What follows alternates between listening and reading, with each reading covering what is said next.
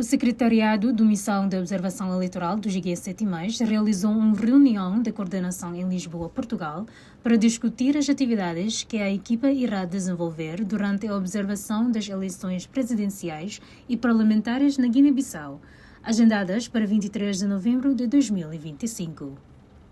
O diretor de operações do G7+, Feliz Piedade, explicou que a reunião foi organizada porque, este ano, a Comissão Nacional de Eleições de Guiné-Bissau convidou não apenas o G7+ de Timor-Leste, mas também membros do G7+ provenientes de outros países, como as Ilhas Salomão e São Tomé e Príncipe.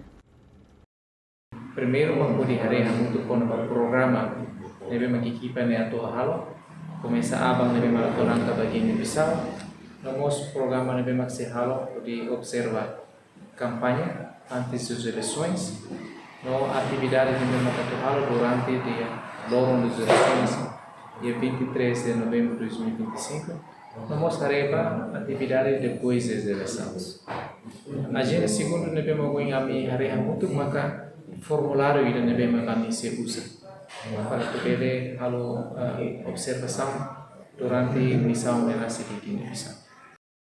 Ao mesmo tempo, a chefe da Missão de Observação Eleitoral, Cristina Joana Mitini, expressou o seu agradecimento à Guiné-Bissau, à Comissão Nacional de Eleições e ao Secretariado do G7+, pelo convite para participar diretamente nesta missão de observação eleitoral.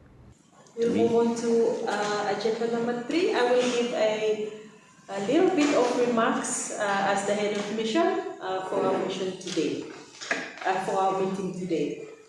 So basically, in terms of our agenda, we will have our introductions, and then I will give a short official remarks before we go into the.